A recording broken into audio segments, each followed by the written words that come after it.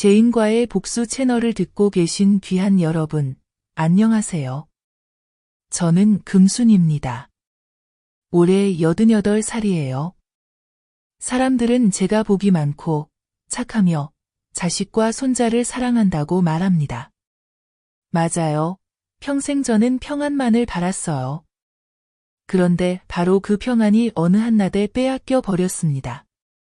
그날 저는 제사에 다녀와 몸이 지쳤지요. 집에 도착하니 집안이 조용했습니다. 저는 따뜻한 물 한 잔을 따라 한 번에 마시고 방에 들어가 쉬려고 누웠습니다.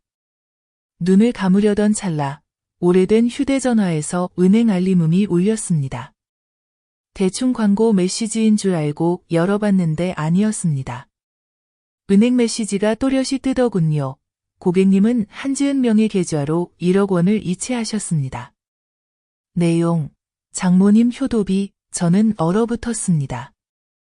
실수로 누른 것도 아니고 한 것도 없는데요. 제 휴대폰은 지문으로 잠겨 있고 침대 머리맡에 놓여 있었는데 지금 제 계좌에서 1억 원이 흔적도 없이 사라진 겁니다. 심장이 쿵쾅거렸지만 뛰쳐나가거나 소리 지르지 않고 자리에 앉아 깊게 숨을 쉬었습니다. 화내면 안 돼. 당황하면 안 돼. 침착해야 해. 저는 이 일을 할 수 있는 사람은 민석, 제 친아들밖에 없다는 걸 알았습니다. 그는 우리 집에 살며 제 휴대폰 비상 비밀번호도 알고 있거든요. 그런데 그가 감히 그럴 줄은 생각도 못했어요. 방에서 나와 보니 민석은 소파에 앉아 TV를 보고 있었고 며느리 지은은 부엌에서 바쁘게 움직이고 있었습니다. 얼굴은 밝고 눈빛은 태평했으며 무슨 큰일을 저질렀다는 기색이 전혀 없었습니다. 저는 물었습니다. 너희 밥 먹었니? 민석은 웃으며 대답했죠. 네, 엄마. 오늘 저희가 맛있는 음식 시켰으니까 엄마는 안 해도 돼요. 지은이 끼어들어 말했습니다. 오늘 저희 부부가 따로 돈 좀 모아서 엄마가 좋아하는 걸 샀어요. 닭고기와 전복죽이에요. 저는 고개를 끄덕이며 미소 지었는데 그 웃음은 그날의 처음이자 마지막 웃음이었어요. 식사하는 동안 손이 떨리고 마음은 파도쳤습니다. 지은은 계속 한 입씩 집어 먹었지만 배고파서가 아니라 제 앞에 앉은 제 아들이 조금이라도 후회하는지 보려고 먹는 듯 했습니다. 그런데 아니었어요. 그는 즐거워하며 회사 이야기를 하고 아내 손을 잡고 말했죠. 우리 이제 좀 형편이 나아졌으니 엄마께 효도하는 게 당연해요. 저는 비웃음을 삼키며 조용히 말했습니다. 그래, 효도하는 건 좋은데 엄마한테 묻지도 않고 효도한다면 그게 뭐냐? 도둑질이나 다름없지. 민석은 멈칫했습니다. 지은은 웃으며 말했어요. 엄마, 농담이죠? 그 돈은 저희가 몇 년간 모은 돈이에요. 저는 씁쓸하게 웃으며 일어나 말했습니다. 엄마가 좀 피곤해. 너희들 그냥 먹어. 방으로 들어가 문을 잠그고 앉아 오래된 태블릿을 켜 은행 앱에 로그인해 거래 내역을 확인했습니다. 분명히 13시 47분에 이체가 있었고 인증자는 저였습니다. 그런데 그 지문은 누구의 것이었을까요? 침대 머리맡에 조용히 놓인 휴대폰을 보며 저는 깨달았습니다. 이 집은 더 이상 집이 아니라 전쟁터라는 것을요. 다음 날 아침, 저는 일찍 일어나 밥도 짓지 않고 두 사람을 깨우지도 않았습니다. 긴 소매옷을 입고 작은 가방을 들고 은행으로 갔습니다. 창구에서 저는 요청했습니다. 제 1억 원 이체 거래를 즉시 차단해 주세요. 저는 계좌 주인이고 권한 도용이 의심됩니다. 직원이 신분증, 서명, 인증번호를 확인한 후 한지은 명의 계좌로의 모든 거래 차단 요청서에 서명했습니다. 직원은 저를 올려다보며 물었죠. 가족분이 맞나요? 저는 고개를 끄덕였습니다. 가족이지만 마음은 아닙니다. 확인서를 들고 은행을 나서니 마음이 조금 가벼워졌지만 이건 시작에 불과하다는 걸 알고 있었습니다.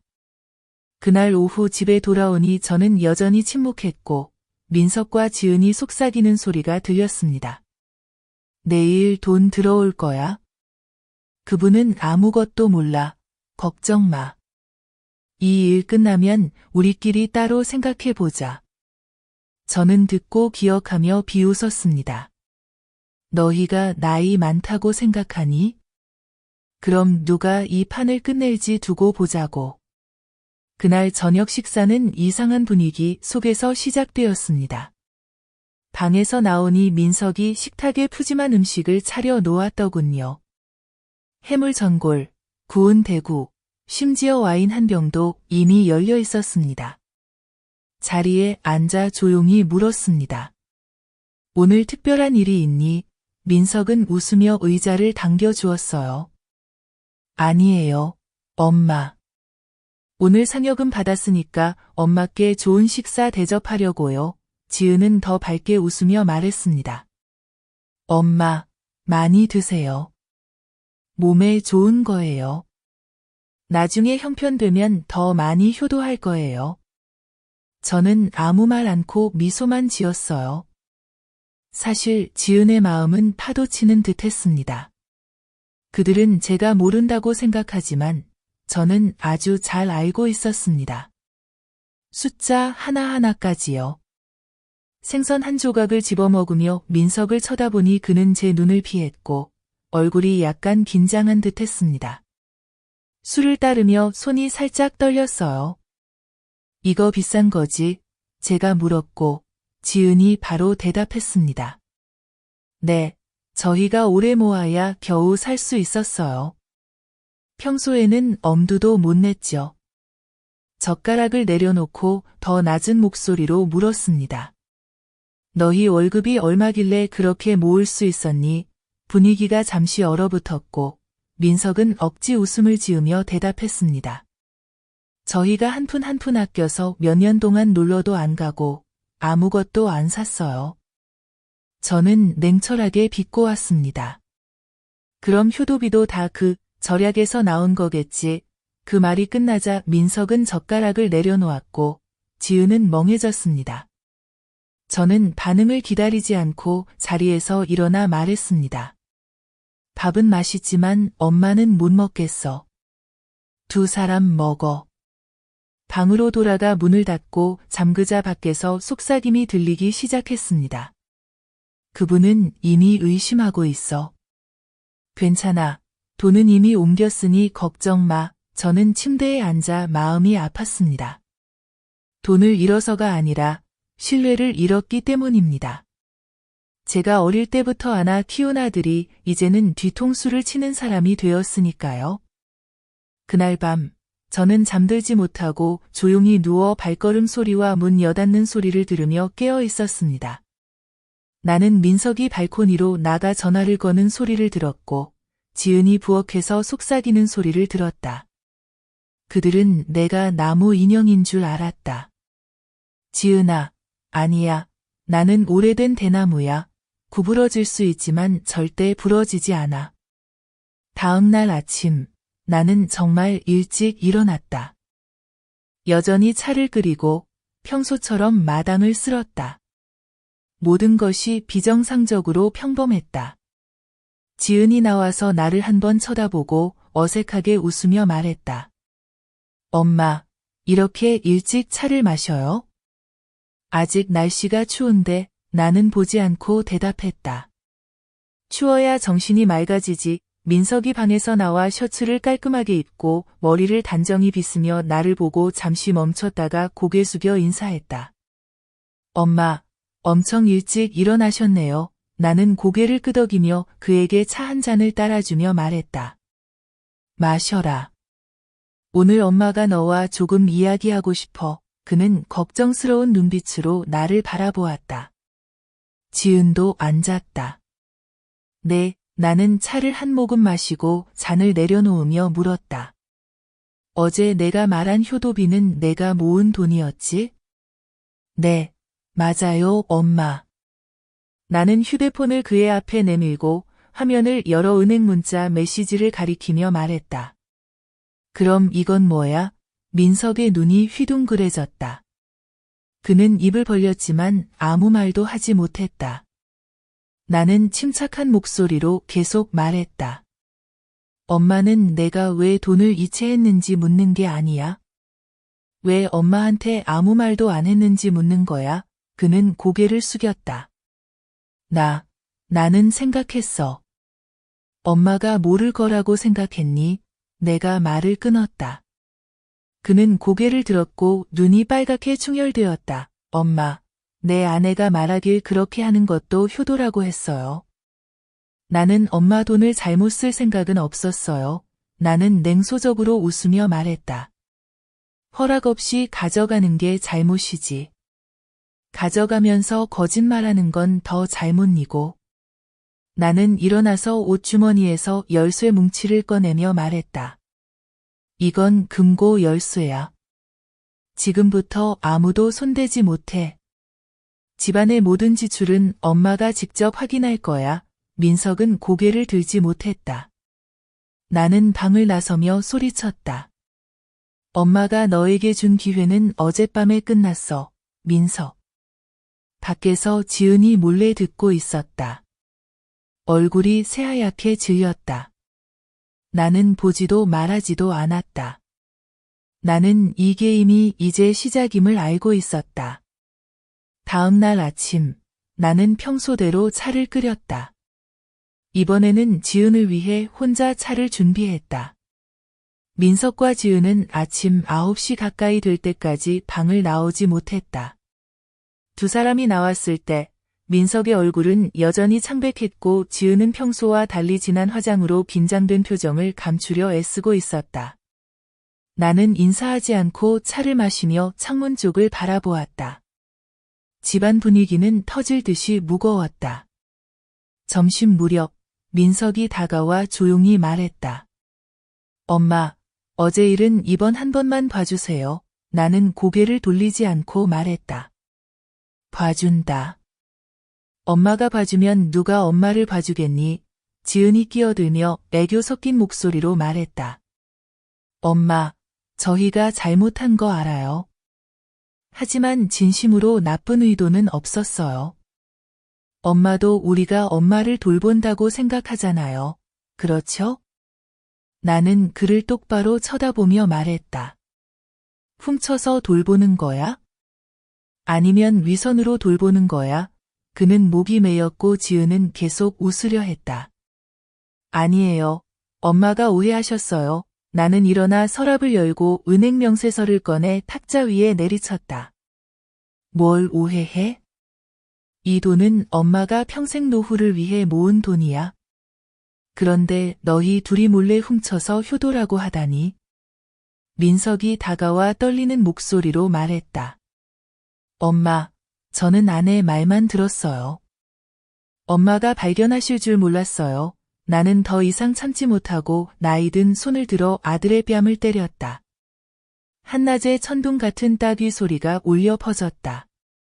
방 안은 고요해졌고 민석은 멍해졌으며 지은은 입을 벌리고 있었다. 엄마는 한 번도 너를 때린 적 없어. 오늘 때린 건 내가 돈을 훔쳐서가 아니라 엄마를 바보로 본 것 때문이야. 나는 그 얼굴을 가리키며 화가 나서 떨리는 목소리로 말했다. 1억 원, 엄마가 몇 년 동안 한 푼 한 푼 아껴서 모은 돈인 줄 알아? 엄마는 자기 위해 쓰지 않고 좋은 옷도 안 사고 멀리 가지도 않았어. 다 나중에 누구에게도 의지하지 않으려고. 그런데 바로 내가 감히 가져가다니. 민석은 고개를 숙이고 눈물을 흘리기 시작했다. 엄마, 제발 그만 말씀하세요. 제가 잘못했어요. 나는 지은을 바라보며 차가운 눈빛으로 말했다. 너 말이야, 너 나보다 똑똑하다고 생각해? 내가 늙어서 정신이 없다고 생각해? 효도라는 이름으로 내가 감동할 거라고 생각해? 지은은 여전히 고집을 부리며 말했다. 저는 엄마가 가족이라고 생각했어요. 그 돈은 언젠가는 민석 거잖아요. 엄마가 살아계실 때 엄마를 기쁘게 하고 싶었어요. 나는 비웃으며 말했다. 엄마가 살아있는데 벌써 돈을 나누려고? 그럼 엄마 죽으면 너희가 나랑 저축통장 같이 묻을 거야. 민석은 무릎 꿇고 빌었다. 엄마, 저희 쫓아내지 마세요. 저희 잘못 고치게 해주세요. 엄마께 빕니다. 나는 한 걸음 물러서서 한때 자랑이었던 아들이 이제는 도둑처럼 고개를 숙인 모습을 바라보았다. 사실 그는 도둑이었다. 위선적인 가족애로 집안에서 훔친 도둑이었다. 나는 옷주머니에서 금고 열쇠를 꺼내 꽉 쥐었다. 오늘부터 이 집에서 내 허락 없이 한 푼도 건드리지 못한다. 나는 방으로 걸어가며 분노의 손이 떨렸다. 나는 이 게임이 끝난 게 아니라는 걸 알고 있었다. 오늘의 따귀는 시작에 불과했다.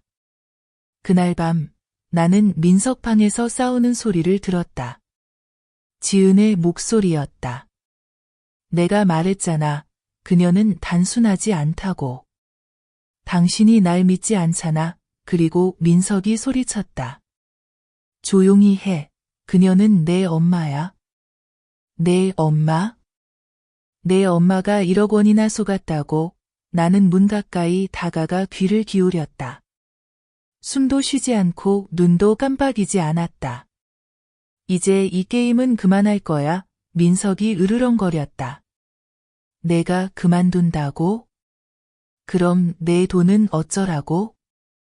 내가 내랑 결혼하고 나서야 거지처럼 산다는 걸 알았어.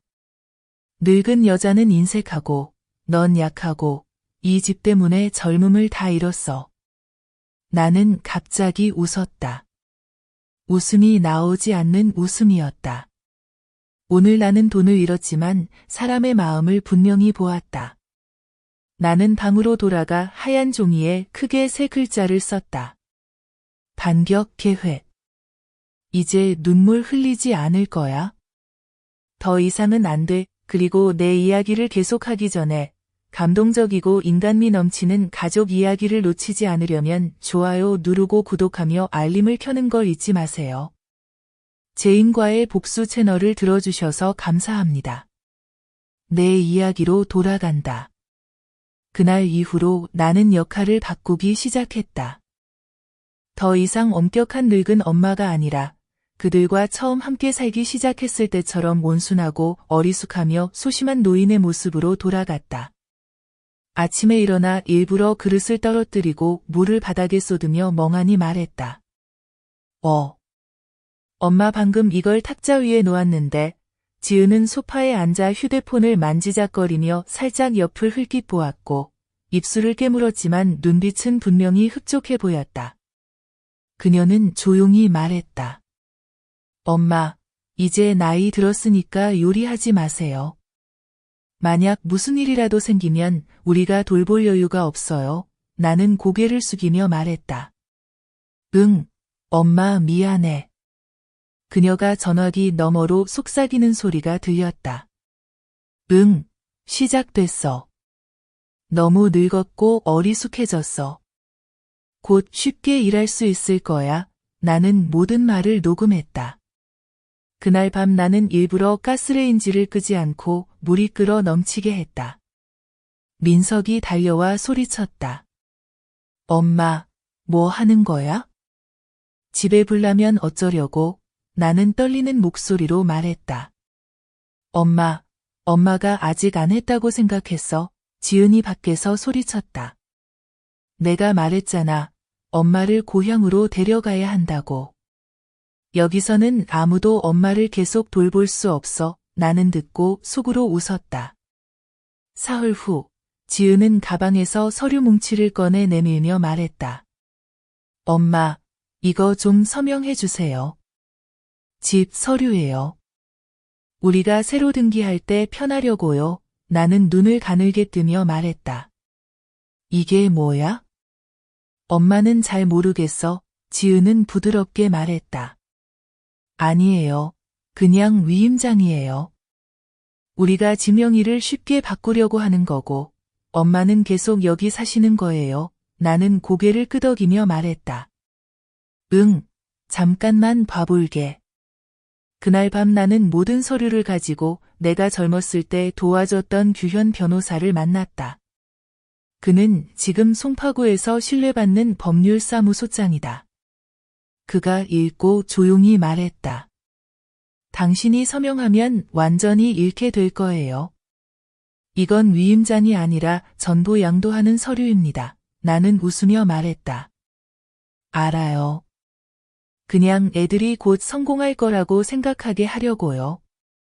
규현 변호사는 한숨을 쉬며 물었다. 준비 다 됐나요? 나는 고개를 끄덕였다. 집 서류는 복사본을 만들어 은행에 안전하게 보관했어요. 엄마가 준 서류는 가짜 복사본이에요. 다음 날 나는 지은 앞에서 가짜 서류에 서명했다. 그녀는 금덩이를 찾은 듯 웃었고 민석은 과일을 들고 와서 엄마, 이거 사탕수수처럼 달아요 라고 불렀다. 나는 고개만 끄덕이고 아무 말도 하지 않았다. 그날 밤 나는 몰래 부엌 찬장 선반에 작은 카메라를 설치해 설탕병 속에 숨겼다. 지은이 부동산 중개인에게 전화를 걸어 집 좀 처리해 주세요. 가격은 상관없고 빠르게 명의 이전만 하면 돼요. 엄마가 서류는 다 준비했어요. 라고 말하는 장면을 모두 녹화했다. 다음 날 오후 나는 은행 거래 내역서 중 돈이 동결된 내역이 적힌 종이를 식탁 위에 일부러 올려놓았다. 민석이 보고 얼굴이 창백해지며 물었다. 엄마, 아직도 동결 확인서 가지고 계세요? 나는 무해한 눈빛으로 올려다보며 말했다. 그게 뭐야? 그는 나를 뚫어지게 쳐다보다 아무 말도 하지 않았다. 나는 그의 손이 꽉 쥐어진 걸 느꼈다. 그들이 점점 두려워하기 시작한 걸 알았다. 그날 밤 나는 은행에서 회계팀장으로 일하는 옛 친구 연희에게 전화를 걸었다. 연희야, 부탁 하나 있어. 이번 주 지은 계좌를 몰래 조사해보고 불법 거래 의심이 있다고 말해줄 수 있어? 괜찮지? 연희는 바로 이해하며 말했다. 내가 서류를 만들어주면 쉽게 할 수 있어. 내가 할게. 이틀 후 지은이 집에 왔는데 얼굴이 창백했다. 엄마, 은행에서 전화 왔어. 내 계좌가 조사 중이라더라. 누군가가 민원을 넣은 것 같아. 나는 멍하니 과일을 깎으며 말했다. 세상에, 왜 그런 거지? 내가 뭘 해서 조사받는 거야?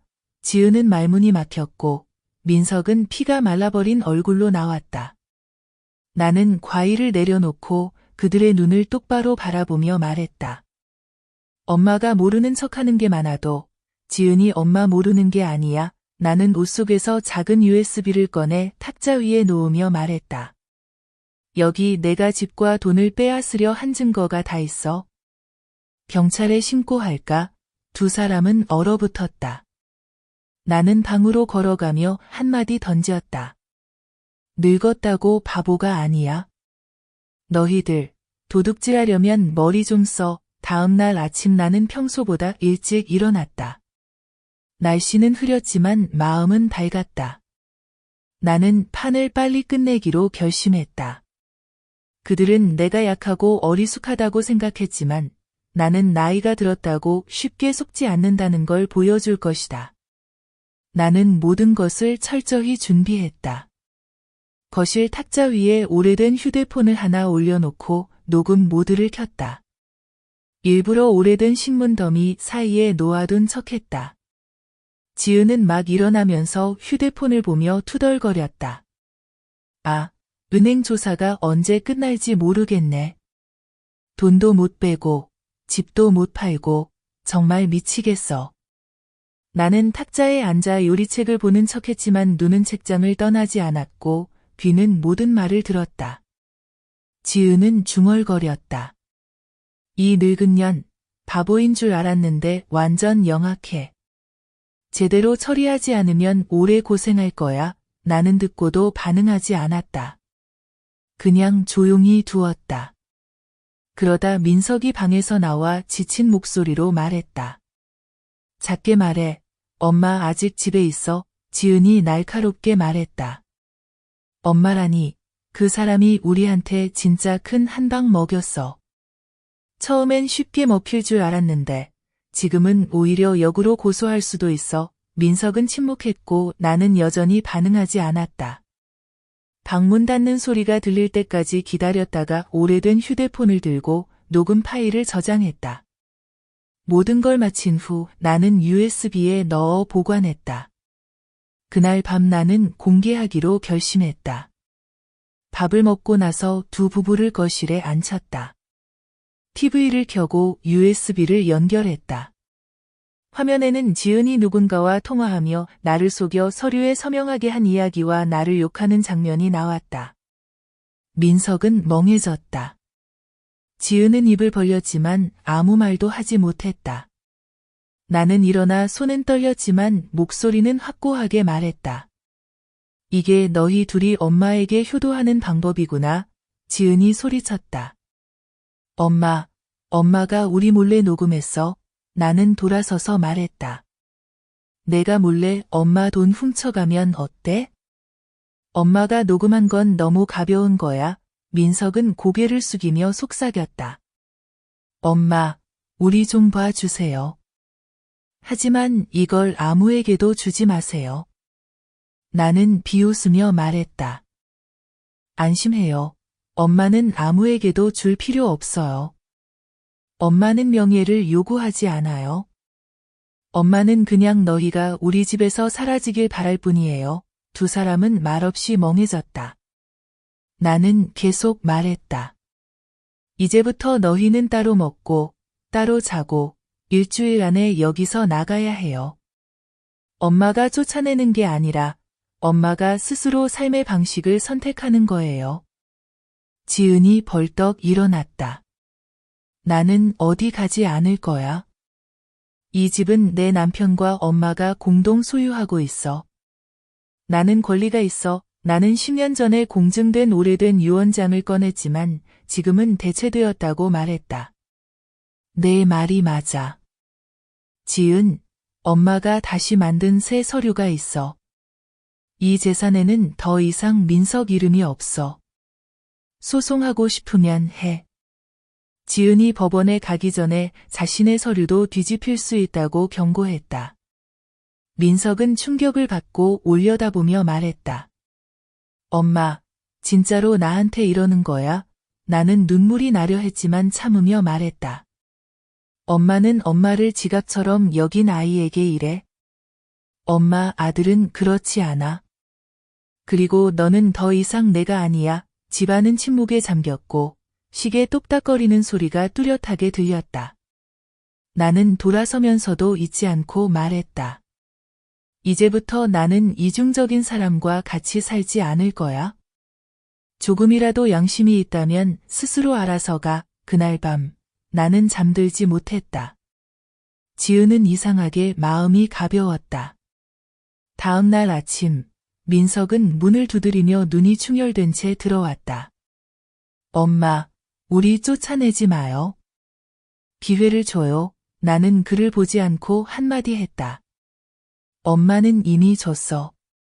지은은 지키지 못했고 민석은 고개를 숙이고 아무 말도 하지 않았다.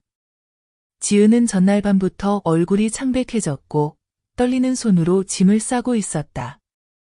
지은은 내가 알기로 꼬리가 들킨 여우는 도망가지 않고 반격한다고 했다. 나는 금고를 잠그고 카메라를 점검한 후 누웠지만 불을 끄지 않았다. 왜냐하면 오늘 밤은 평화롭지 않을 것을 알았기 때문이다. 나는 삐걱거리는 소리에 한밤중에 깨어났다. 문틈으로 새어나오는 불빛의 복도에서 몰래 움직이는 그림자가 보였다. 나는 바로 일어나지 않고 베개 밑에 손을 넣어 카메라 리모컨을 꽉 쥐었다. 잠자기 전에 녹화를 켰다. 이 작은 집 구석구석에 내가 설치한 눈이 있다. 금고 잠금 소리가 조용히 들렸다. 나는 즉시 알았다. 민석이다. 나는 몸을 돌리는 척했다. 밖의 소리가 잠시 멈췄다가 사라졌다. 다음 날 아침, 나는 어젯밤 카메라 영상을 다시 보았다.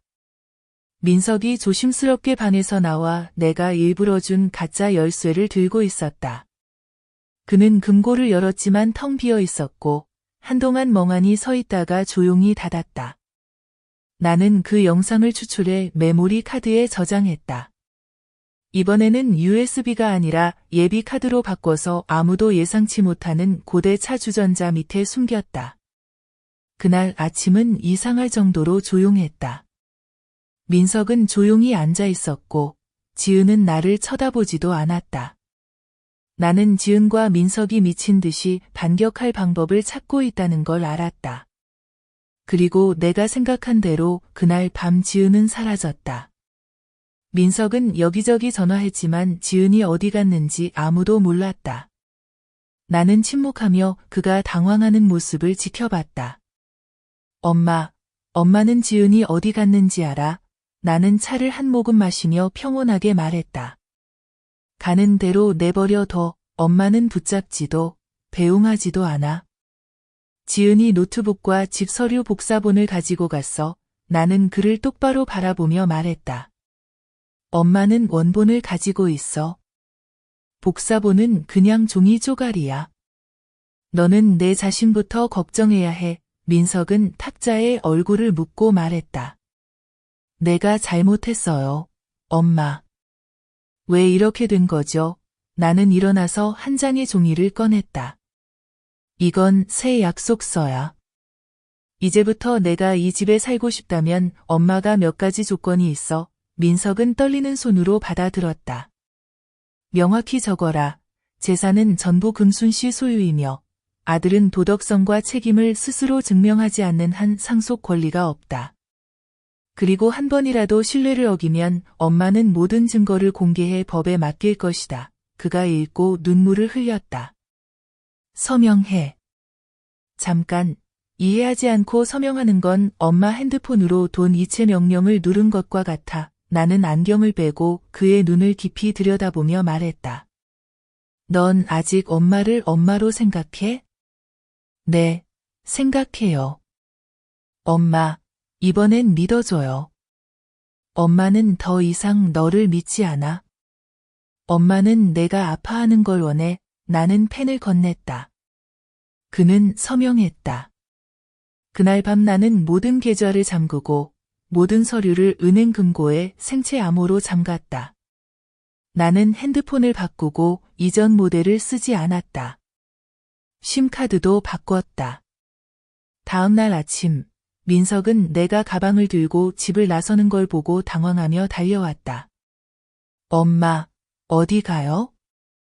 새 핸드폰 쓰려고 학교에 가. 그는 멍하니 서 있었고 나는 더 이상 설명하지 않았다. 왜냐하면 나는 더 이상 그가 걱정해야 할 약한 엄마가 아니었다. 나는 배신을 견뎌낸 생존자였다. 그날 밤 나는 집에 돌아와 내가 좋아하는 음식을 미리 준비해 놓았다. 지은은 젓가락도 대지 않았다. 엄마, 먹어요. 내가 요리했어요. 좋아, 고마워. 지은은 아직 배가 고프지 않았다.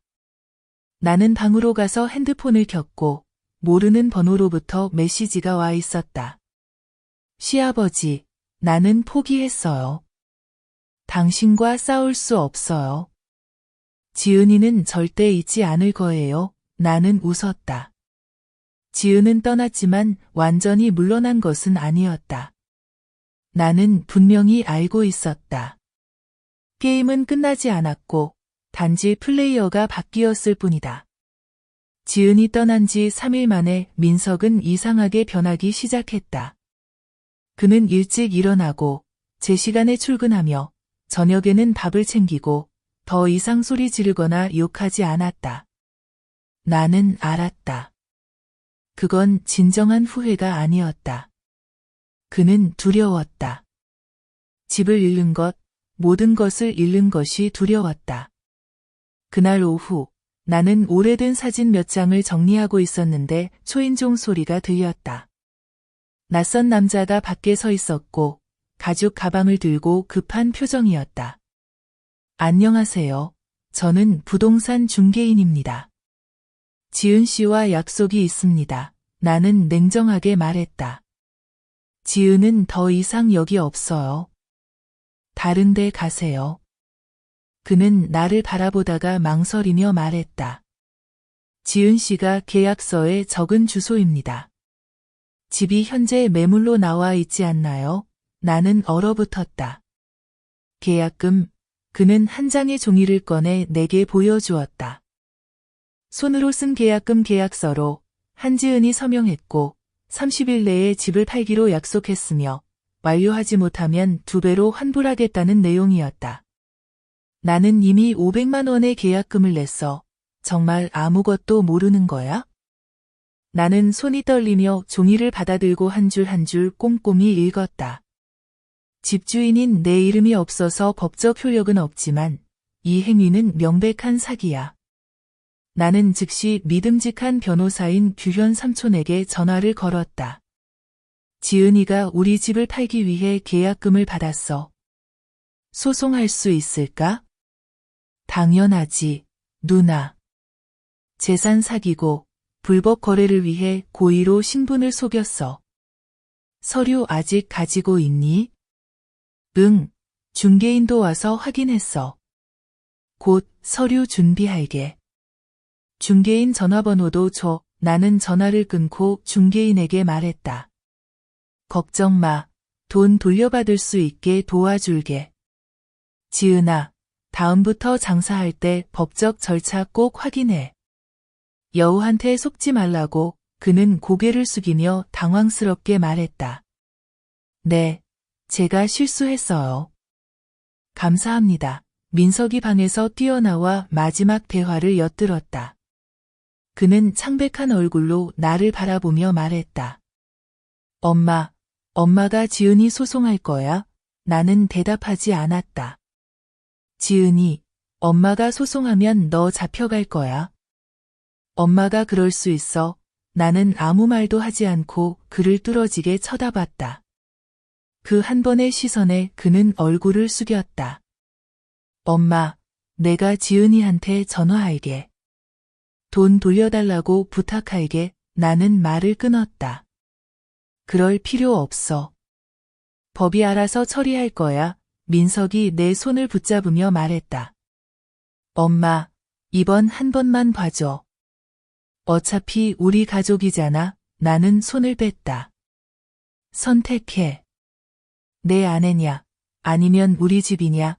민석은 두 손을 축 늘어뜨리고 아무 대답도 하지 못했다. 그날 오후, 나는 경찰서에 고소장을 제출했다. 모든 서류와 녹음 파일, CCTV 영상을 챙겨서. 접수 담당 경찰관은 나를 보고 약간 놀란 표정을 지었다. 아주 철저하게 준비하셨네요. 명세서도 다 있군요. 나는 웃으며 말했다. 나이 들었어도 어리석진 않아. 애들은 큰 소리 치면 똑똑한 줄 아는데 지은이가 똑똑하려면 한 발 앞서야지. 경찰관은 고개를 끄덕이며 말했다. 네, 저희가 처리하겠습니다. 이 사건은 지은 씨 소환 근거가 충분합니다. 나는 경찰서를 나서며 이상한 기분이 들었다. 기쁘지도 뿌듯하지도 않았다. 오히려 평온한 슬픔이었다. 집에 돌아와 오래된 책장을 정리하다가 한 권의 노트에서 세 사람이 찍힌 사진을 발견했다. 나와 민석, 그리고 지은, 그들의 결혼식 날이었다. 나는 오랫동안 바라보다가 사진을 반으로 찢었다. 나와 민석이 있는 쪽은 남기고 지은이가 있는 쪽은 불태웠다. 그날 밤 민석은 밥을 먹지 않고 방 문을 닫고 밤새 있었다. 나는 알았다. 그가 두려워하고 있다는 것을. 다음 날 아침 경찰서에서 메시지를 받았다. 한지은 씨에게 정식 소환장이 발송되었으며 다음 주에 출석을 요구합니다. 나는 눈을 감고 의자에 기대어 깊게 한숨을 내쉬었다. 머릿속에 한 문장만 울려 퍼졌다. 복수는 칼이 필요 없다. 기억력과 인내심만 있으면 된다. 사흘 후 지은은 한여름 정오에 마치 유령처럼 다시 나타났다. 예고도 전화도 없이. 그녀는 문 앞에 우뚝 서 있었고 얼굴에는 화장기 없고 머리는 흐트러져 있었으며 두 눈 밑에는 다크서클이 짙었다. 나는 마당에서 식물에 물을 주고 있다가 그녀를 보았다. 그녀는 나를 빤히 바라보다가 턱을 들어 올리며 말했다. 집에 들어가서 짐 좀 챙길게요. 나는 고개를 끄덕이고 등을 돌려 걸어갔다.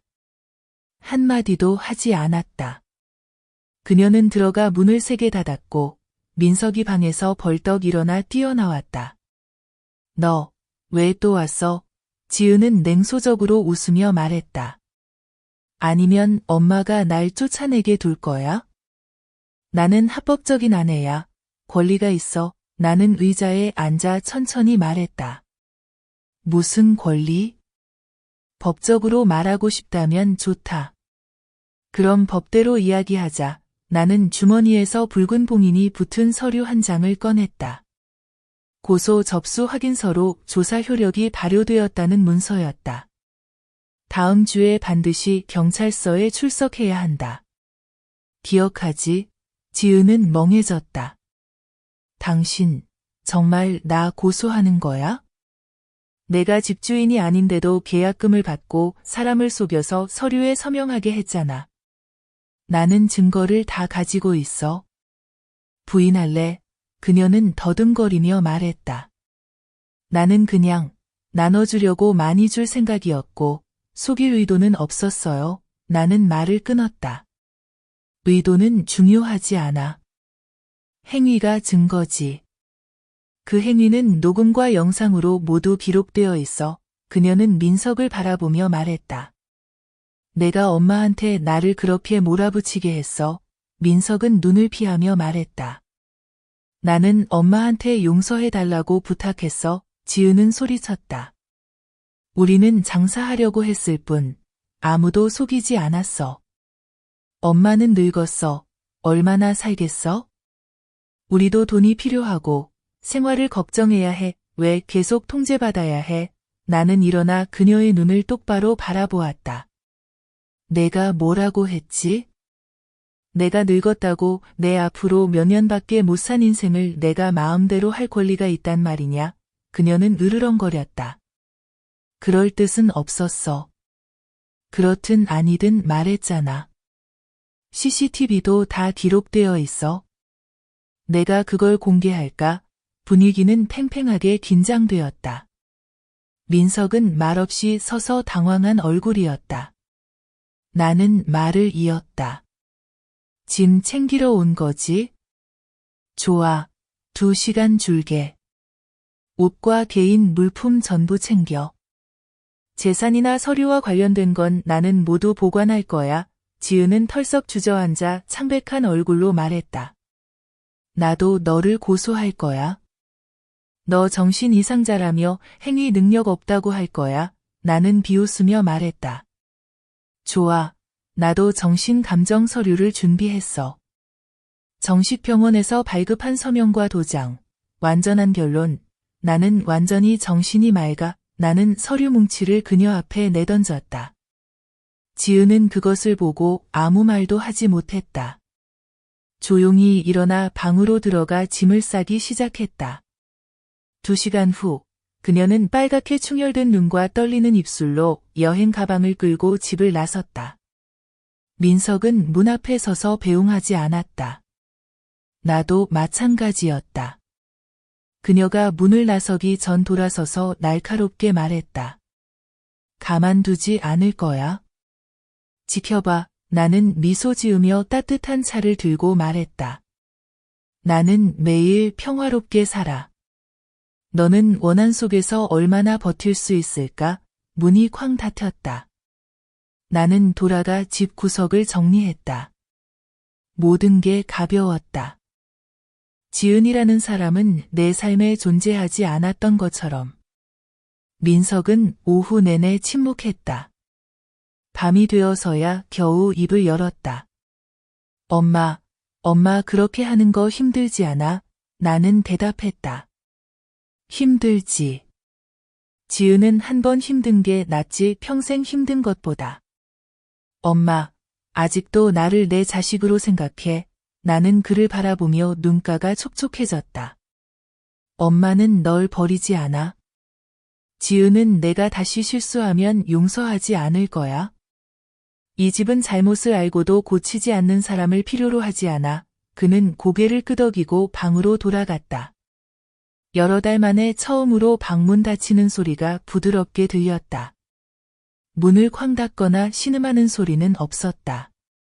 나는 노트에 앉아 계획 항목 아래에 한 줄을 더 썼다.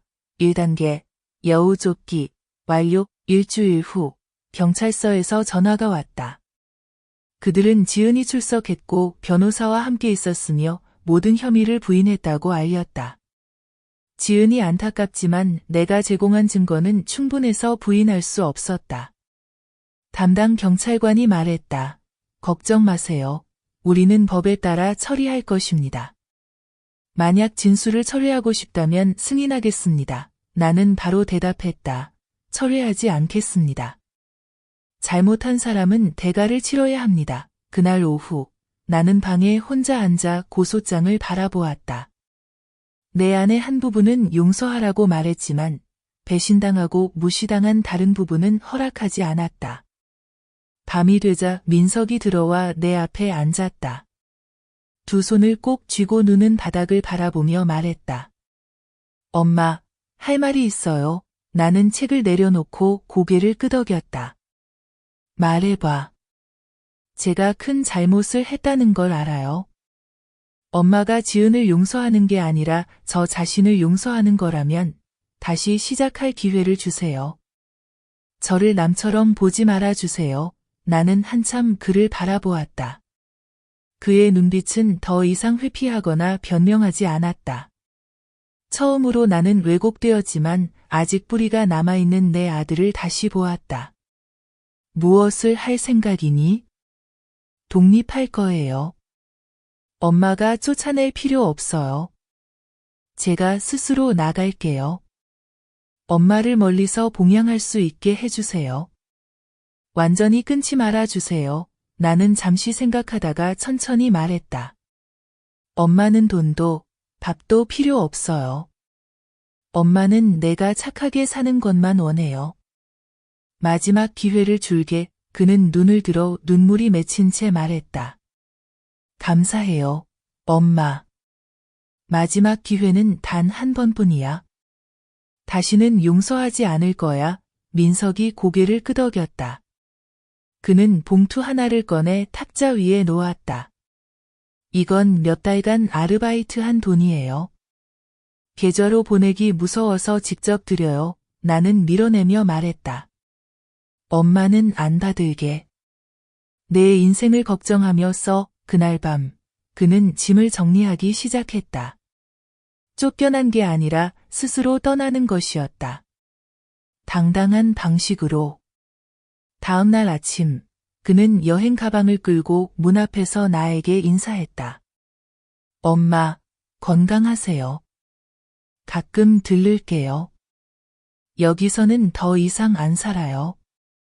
필요한 거 있으면 연락만 주세요. 나는 머물러라 라고 말하지 않았고 잘 가라 라고도 하지 않았다. 그냥 고개를 끄덕이고 집 안으로 들어갔다.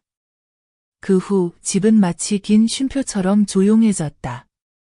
무거움은 사라지고 오직 평화만이 남았다. 나는 민석의 방을 정리했다. 하나하나 정돈하고 이불을 개고 책상 먼지를 닦았다. 서랍 속에서 작은 카드 한 장을 발견했다. 엄마께 5년 전 생일에. 엄마를 사랑해요. 엄격하지만 엄마가 나를 가장 사랑한다는 걸 알아요. 나는 앉아 카드를 손에 쥐고 한 손으로 입을 가렸다. 소리 내어 울지 않았다. 단지 눈물만 흘렀다. 오후에 나는 시장에 가서 직접 작은 밥상을 차렸다. 나를 위해. 오랜만에 정말 맛있게 먹었다. 밤이 되자 집안 카메라를 다시 켰다. 모두 작동 중이었지만 나는 껐다. 더 이상 감시할 필요가 없었다. 집은 평화로웠다. 나는 현관 앞에 앉아 밤하늘을 바라보았다. 오랜만에 별을 보았다. 하늘의 별 하나하나는 내가 마음으로 치른 교훈 같았다. 나는 노트를 열고 반격 계획 마지막 줄에 썼다. 2단계 자존심 되찾기 완료. 그리고 노트를 덮고 불을 끄고 여러 달 만에 처음으로 깊은 잠에 들었다. 민석이 독립한 지 일주일 후 내 집은 놀라울 만큼 조용해졌다. 더 이상 싸움 소리도 지은의 진한 향수 냄새도 한밤중에 문 두드리는 소리도 없었다. 나는 모든 재산을 정리했다. 집 서류, 저축 통장, 은행 증서. 각각 분류하고 명확한 메모를 붙여 공증사본도 함께 보관했다. 나는 지문, 암호, 음성 인증이 가능한 새 금고에 넣었다. 내가 의심이 많아서가 아니라 신뢰는 혈육에게도 완전히 줄 수 없다는 걸 알기 때문이다. 그날 오후 나는 이상한 수포를 받았다. 발신인은 없었다. 안에는 얇은 봉투 하나와 손편지 한 장이 있었다. 엄마가 그렇게 강할 줄 몰랐어요. 엄마가 이겼어요. 지은, 엄마가 약했던 적도 잊지 않을게요. 언젠가 엄마가 생각보다 더 엄마를 필요로 할 날이 올 거예요. 나는 읽고도 놀라지 않았다. 그녀는 아직 포기하지 않았다. 지은 같은 사람은 절대 영원히 지지 않는다. 나는 편지를 태워 흔적을 남기지 않았다. 그리고 책상에 앉아 노트에 한 줄을 더 썼다. 3단계 장기 방어 시작. 그날 밤 나는 규현 삼촌에게 연락했다. 삼촌, 유언장을 다시 작성하는 걸 도와주세요. 모든 걸 명확히 나누고 싶어요. 나중에 문제 없도록 삼촌이 고개를 끄덕이며 말했다. 민석 이름도 넣을까요? 나는 잠시 침묵하다 말했다. 네, 단 조건으로 책임감과 도덕성을 증명하고 전처와 관련 없을 때만. 알겠어요. 잘하고 있어요. 나는 전화를 끊고 의자에 기대 눈을 감았다. 배신이 아니라 평화를 생각했다. 그 사치가 대가를 치르고 얻은 것이었다. 사흘 후 민석이 전화했다. 부드러운 목소리로 엄마, 이번 주에 엄마 보러 가도 될까요? 그래, 단 엄마가 미리 말했듯이 방문만 해. 머무르지 말고. 엄마는 어떤 형태로든 과거가 돌아오는 걸 원하지 않았다.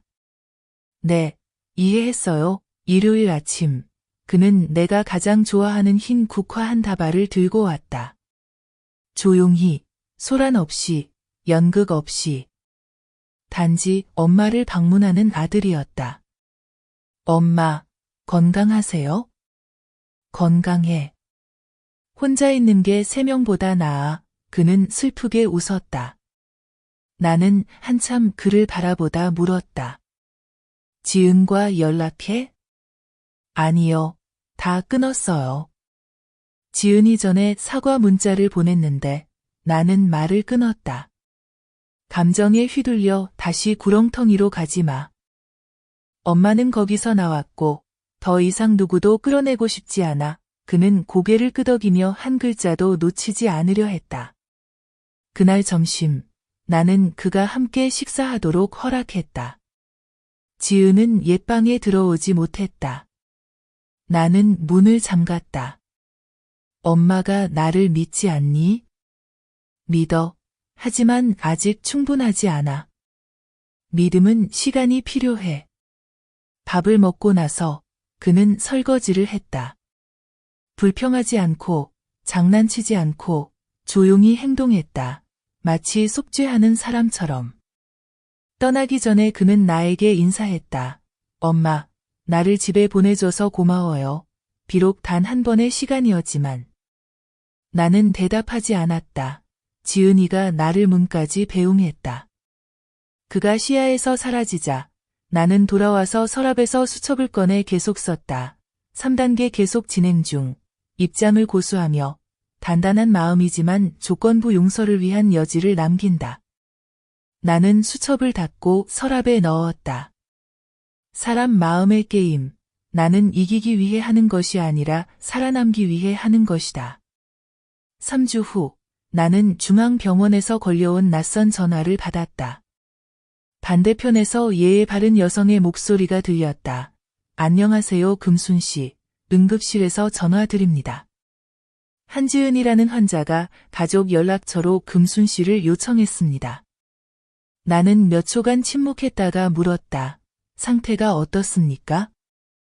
환자는 오토바이 사고로 머리를 다쳐 의식을 되찾고 있지만 입원 절차 확인을 위해 보호자가 필요하다고 합니다. 나는 바로 대답하지 않았다. 나는 조용히 앉아 여러 감정이 밀려왔다. 짜증, 걱정, 그리고 모든 것을 한마디로 잠재웠다. 나는 가족이 아니다. 그녀는 전 며느리다. 연락을 끊었다. 그러자 그녀가 말했다. 병원에 가서 책임 거부 서류에 서명하시겠습니까? 괜찮아요. 주소를 보내주세요. 갈게요. 2시간 후, 나는 도착했다. 지은이가 응급실 침대에 누워있는 것을 보았다. 얼굴에 상처가 나 있고 머리카락은 흐트러져 있었으며 눈은 흐릿했다. 내가 보이자 그녀의 눈이 더 커지고 약하게 웃었다. 정말 왔구나. 나는 대답하지 않고 1미터 떨어져 서서 다가가지 않았다. 나는 말했다. 나는 다른 사람이 없다. 당신만이 유일하게 남은 사람이다. 나는 가족이 아니다. 나는 당신과 더 이상 연락하지 않음을 확인하러 왔다. 서명하고 나는 떠났다. 그녀는 눈을 깜박이며 손을 뻗었다. 미안해요. 나는 일이 이렇게 될 줄 몰랐어요. 미안함은 죄를 지우지 못하고 상처 입은 마음을 치유하지 못한다. 당신은 먼저 자기 머리를 치료하는데 힘을 써야 한다. 그녀는 손을 거두고 한숨 쉬었다. 나는 내가 똑똑하다고 생각했는데 지금은 너무 바보 같아. 나는 돌아서며 말했다. 그걸 알았다면 다행이다. 모든 사람은 잘못을 고칠 기회가 있다. 나는 그 자리에 서서 그녀가 깨닫기를 기다리는 사람이 아니다. 나는 의료 책임 거부서에 서명하고 돌아서서 뒤돌아보지 않았다. 그날 밤, 나는 민석에게 전화로 모든 일을 이야기했다. 그는 잠시 침묵하다 말했다. 엄마가 원칙을 지켜줘서 고마워. 지은이가 나중에 돌봐줄 사람이 없으면 내가 돌봐도 돼요? 나는 대답했다. 할 수 있으면 해. 지은이는 데려오지 마. 엄마를 다시 그 늪으로 끌어들이지 마. 알겠어요. 이해했어요. 나는 전화를 끊고 창밖을 바라보았다. 비가 내리기 시작했다. 가볍지만 끈질기게, 마치 떠나지 않는 과거처럼. 다음 날 아침, 나는 또 한 통의 봉투를 받았다. 이번에는 지은이의 법률 대리인 변호사에게서 온 것이었다. 안에는 소송 철회 요청서와 공식 사과문이 들어 있었다. 변호사는 명확히 적었다. 내 의뢰인은 모든 갈등을 끝내고 금순 씨의 삶에 더 이상 개입하지 않을 것을 희망합니다. 나는 편지를 접어 서랍에 넣었다. 응답도 용서도 없다. 단지 닫는 것이다. 나는 다시 수첩을 열었었다. 4단계, 전쟁 종료, 승리가 필요 없고 평온이 필요하다. 그날 밤, 나는 라디오에서 계량극을 들었다. 오래된 노래지만 좋았다. 긴 노래가 내 마음을 가라앉혔다. 나는 폭풍을 지나왔다. 지은이는 무지개를 기다리지 않았다. 나는 눈물이 없는 내일을 기다린다. 며칠 후, 나는 생활 패턴을 바꾸기 시작했다. 아침에는 동네를 걷고, 점심에는 책을 읽고, 오후에는 식물을 돌보고, 밤에는 계량극을 들었다. 수년 만에 처음으로 나는 나를 위해 살았다. 누구를 위해서도, 누구에게도 이용당하지 않고, 내 것을 빼앗길 걱정도 하지 않았다. 이후 순영 씨가 들러 앉아 말했다. 금순 씨, 몇 달째 아들 소식을 못 봤네요. 두 사람이 이혼했나요? 나는 차를 따라주며 가볍게 웃었다. 이혼이 아니라 내가 정신을 차렸어.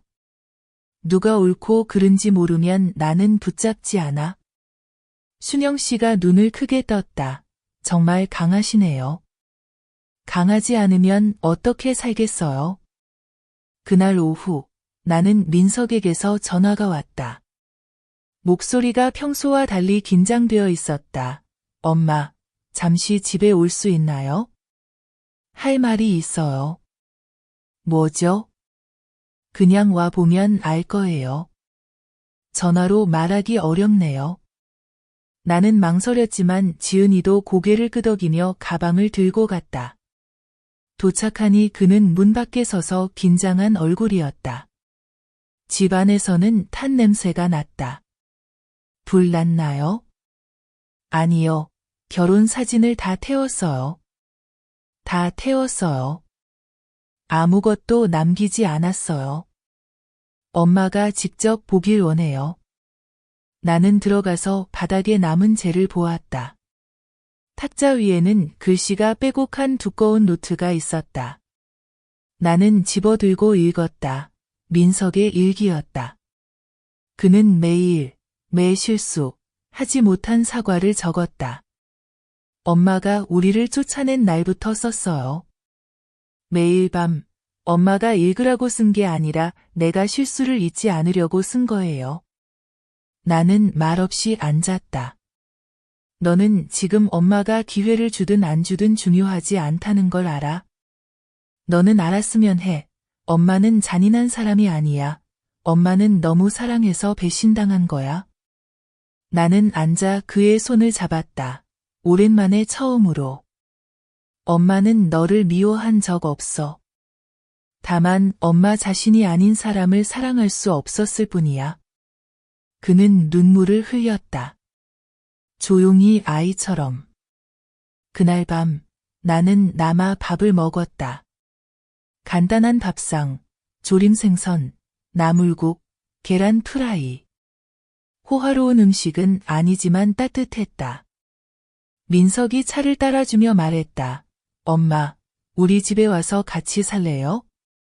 나는 그를 바라보며 솔직히 말했다. 엄마는 너가 키우는 게 필요 없고 지은이는 한 달에 한 번만 들를 거야. 단 내가 잘 살면 돼. 알겠어요. 약속할게요. 돌아오는 길, 나는 마음이 누그러지는 것을 느꼈다. 완전한 용서는 아니지만 원망도 없었다. 그저 가벼웠다. 나는 집에 도착해 불을 켜고 주위를 둘러보았다. 모든 것이 여전했다. 하지만 나는 달라진 자신을 느꼈다. 나는 노트를 꺼내 반격 계획을 계속 적었다. 5단계, 실내 재건, 느리지만 늦지 않았다. 다음 날 아침, 나는 슈퍼마켓에 가서 스스로에게 새 옷 한 벌을 선물했다. 제사나 누군가를 만나기 위해서가 아니었다. 단지 엄마 금수는 자신을 위해 예쁘게 입고 싶었을 뿐이다. 나는 거울을 보며 미소 지었다. 노인은 참아야 할 필요가 없고 노인은 깨어있고 똑똑하며 자존심을 가질 수 있다. 어느 아침 집 뒤에서 난 몇 개의 난 화분에 물을 주고 있을 때 내 신뢰하는 변호사인 규현 삼촌에게서 전화가 왔다. 금순 씨, 이건 꼭 알아야 할 일이에요. 무슨 일이죠? 지은 씨와 일했던 부동산 중개인이 연락해왔는데 이번엔 집을 팔려는 게 아니라 산다고 한다. 나는 찡그리며 물었다. 그 여자가 돈이 어디서 나죠? 외국에 있는 지인이 돈을 보내주는 것 같아요. 특히 그녀가 사려는 집은 바로 옆집이라고 했다. 나는 멈춰서서 수도꼭지를 꽉 쥐었다. 마음이 갑자기 무거워졌다. 삼촌 말이 그 여자가 옆집으로 이사 오려는 거죠? 잘 모르겠어요. 금순 씨가 불안하면 거래를 막는 걸 도와줄 수 있어요. 나는 깊게 숨을 들이쉬고 말했다. 내가 처리할게. 나는 문을 잠그고 집 안으로 들어갔다. 마음이 돌처럼 무거웠다. 머릿속에는 오직 한 생각만 맴돌았다. 그녀는 물러나지 않을 것이다. 그녀는 돌아와서 망치려 한다. 나는 바로 옆집 주인인 성찬 씨에게 전화를 걸었다. 그는 고등학교 친구로 지금 미국에 살고 있다. 여보세요, 성찬 씨? 금순이에요. 금순? 잘 지내? 무슨 일로 전화했어? 내가 집을 팔려고 하는데 누가 연락했대? 맞아, 지은이라는 여자가. 거래를 즉시 중단해줘. 그 사람은 사기 행위가 있었고 동네에 혼란을 일으킬 수 있어. 손해가 있으면 내가 책임질게. 성찬 씨가 잠시 침묵하더니 고개를 끄덕였다. 그럼 바로 거절할게. 내 말 믿어. 나는 전화를 끊고 마음이 조금 가벼워졌다. 지은 씨도 잘 안다. 게임은 끝나지 않았고 그녀는 포기하지 않았다. 그날 밤 나는 민석에게 전화를 걸어 바로 물었다. 그 여자가 다시 연락했어? 네, 몇 번 메시지를 보냈는데 내가 답장 안 했어요. 그 여자가 엄마 옆집을 사려고 한대. 뭐라고? 엄마가 차단했어요. 엄마, 기억해. 너가 그 여자와 얽히면 엄마는 더 이상 봐주지 않을 거야. 민석이 맹세했다. 더 이상 관계 없어요. 이번엔 엄마가 믿어요. 나는 대답하지 않고 전화를 끊었다. 믿음은 맹세가 아니라 행동에 있다는 걸 알기 때문이다. 다음 날 아침, 나는 먼저 행동에 나섰다. 동네 관리사무소에 연락해 상황을 설명했다. 나는 지은 씨의 과거 증거들, 사기 문서, 고발장, 녹음 파일을 제공했다. 동네 반장님이 말했다. 걱정 마세요. 그 사람이 문제를 일으키거나 수상한 행동을 하면 바로 협조할게요. 나는 그곳을 떠나 마음이 평온해졌다. 그날도 채 지나지 않아 문틈으로 한 장의 쪽지가 밀려 들어왔다. 보낸 사람은 없었다. 단 한 줄, 내가 얼마나 오래 평화로울 거라 생각했니? 나는 쪽지를 들고 놀라지 않았다. 조용히 금고를 열어 내가 준비한 서류 뭉치를 꺼냈다. 내가 계획한 모든 단계, 모든 수, 모든 전략이었다. 나는 전부 사진 찍어 규현 삼촌에게 메시지와 함께 보냈다. 내게 무슨 일이 생기면 내가 어떻게 해야 할지 알지. 그날 밤 나는 잠들지 못했다. 노트에 반격 계획을 계속 적었다. 6단계, 다시 맞서기, 두려워하지 않고 물러서지 않는다. 나는 펜을 내려놓고 남편 영정을 올려다보았다. 여보, 나는 이곳을 누구에게도 망가뜨리지 않을 거야. 나를 엄마라고 부르던 사람조차도 익명 쪽지가 온 지 이틀 후 나는 집 앞 삼거리 구석에 낯선 오토바이가 자주 서 있는 것을 발견했다. 번호판도 없고 주인이 누구인지도 알 수 없었다. 아침에 오고 밤에 사라졌다. 나는 더욱 경계하기 시작했다. 외출할 때마다 녹음 장비를 챙겼다. 집안에서는 감시 카메라를 점검하고 움직임 감도를 높였으며 울타리와 발코니, 구석에 카메라 2대를 추가 설치했다. 내가 망상에 빠진 게 아니라 고요함이 반드시 평화를 뜻하지 않는다는 걸 알기 때문이다. 그날 밤 민석이 급한 목소리로 전화했다. 엄마, 지은이 우리 동네 근처에 집을 빌리려는 글을 올렸어. 일부러 엄마 옆집을 고른 것 같아. 나는 전화를 꽉 쥐며 말했다. 그 여자는 아직도 포기하지 않았어. 엄마, 어떻게 할 거야? 나는 아무 계획 없어. 행동할 뿐이야. 다음 날 아침, 나는 동네 반장님을 직접 만나 집 앞에 경고판 설치를 요청했다. 이 지역은 CCTV가 설치되어 있으며 무단 접근 시 경찰에 신고됩니다. 반장님은 고개를 끄덕이며 말했다. 경찰에 바로 알릴게요. 걱정 마세요. 나는 집에 돌아와 과거 사건 관련 서류 전부를 출력했다. 지은 씨가 받았던 소환장과 보관된 증거 사진도 포함했다. 나는 이를 한 권의 서류철로 정리하고 단단한 표지를 붙여 법적 대비, 필요시 개봉이라고 적었다. 그날 밤 나는 그 서류철을 남편 영정 앞에 놓았다. 미신이 아니라 스스로에게 다짐하기 위한 방법이었다. 다시는 마음을 약하게 하지 않겠다고. 다음 날 아침 누군가 초인종을 눌렀다. 나는 문을 열었고 모자를 쓰고 마스크를 낀 한 여성이 종이봉투를 들고 서 있었다. 자세히 보니 지은 씨였다. 5분만 주세요. 나는 사과하지 않았다. 애원하지도 않았다. 단지 대화하려 했다. 문은 열어주지 않았다. 차가운 철문 뒤에서 말했다. 말해봐. 3분 안에 다 해. 당신이 집거래를 방해한 걸 알아요.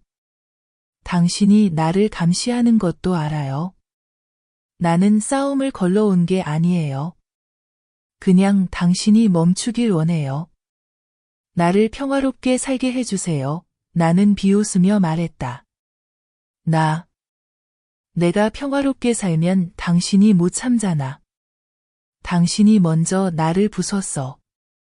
이제 내가 멈추길 원한다고? 난 다 잃었어. 당신이 이긴 거지? 나는 이길 필요 없어요. 당신이 내 인생에서 사라지기만 하면 돼요. 지은은 입술을 깨물며 으르렁거렸다. 당신을 고소할 수 있어요. 감시와 개인 자유 방해로. 고소해봐요. 좋죠. 나는 과거와 현재의 모든 증거를 제시할 거예요. 그때는 당신도 개인 자유를 요구할 자유가 없을 거예요. 그녀는 숨을 헐떡이며 한동안 떨다가 종이봉투를 대문 틈으로 던졌다.